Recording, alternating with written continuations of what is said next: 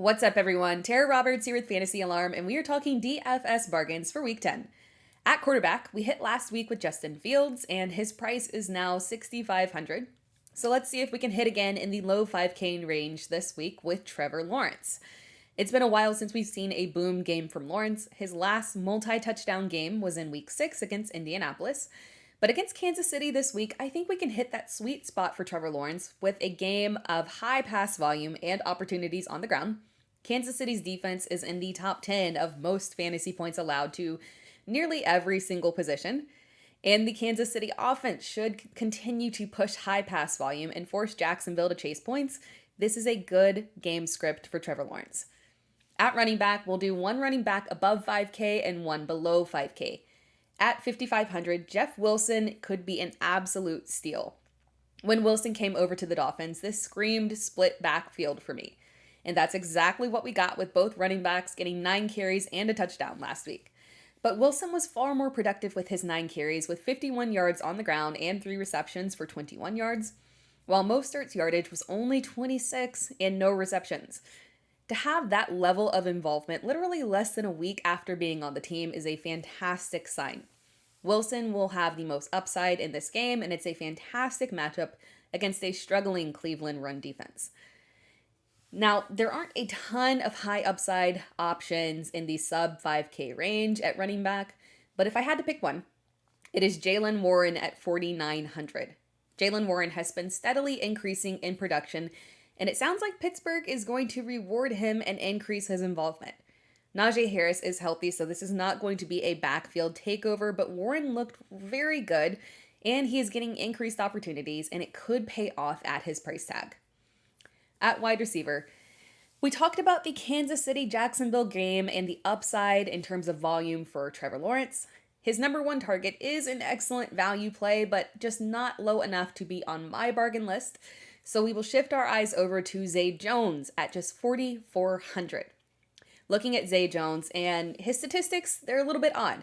He's the clear wide receiver too. He is on the field essentially for all offensive snaps, and he's had multiple games with upwards of 8 targets. He should be more productive, and he should have more boom games on his resume. The opportunity is there, and again, all we need is a high volume game from Trevor Lawrence.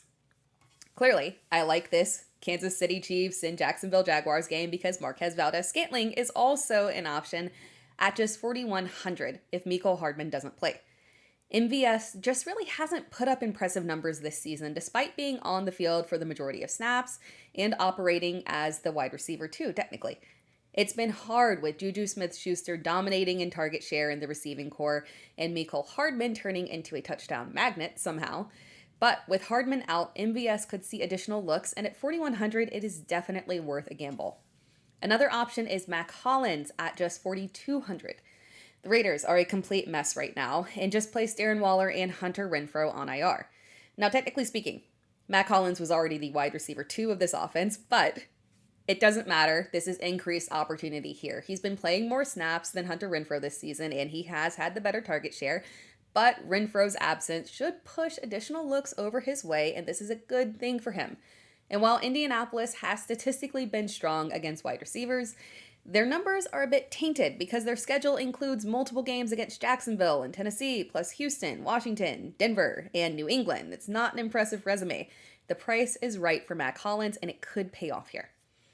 I also like Donovan Peoples-Jones at 4,300 this week against a Miami defense that has allowed the 11th most fantasy points to opposing wide receivers. Even with Jacoby Brissett at quarterback, this could be Peoples-Jones' best game of the year. He's been a solid, steady contributor, scoring double-digit fantasy points in PPR in 4 of his past 5 games. He's got a decent floor, but to me, this screams breakout game. At tight end, there are a ton of interesting options below 4K. Tyler Higbee, Cole Kmet, Evan Ingram, Foster Moreau. But the guy that I've got my eye on is Dawson Knox at just 3,300. Knox has been very uninspiring all season long, and by all accounts, a complete bust in season-long leagues. But things could change in Week 10 because Josh Allen is dealing with an elbow injury, and the Bills could be led by Case Keenum on Sunday. This would be a benefit for Knox. Expect increased targets and opportunities if Josh Allen is out. Thanks for watching this video. And remember, be sure to like this video and subscribe to Fantasy Alarm. And be sure to come back next week for another round of DFS bargains.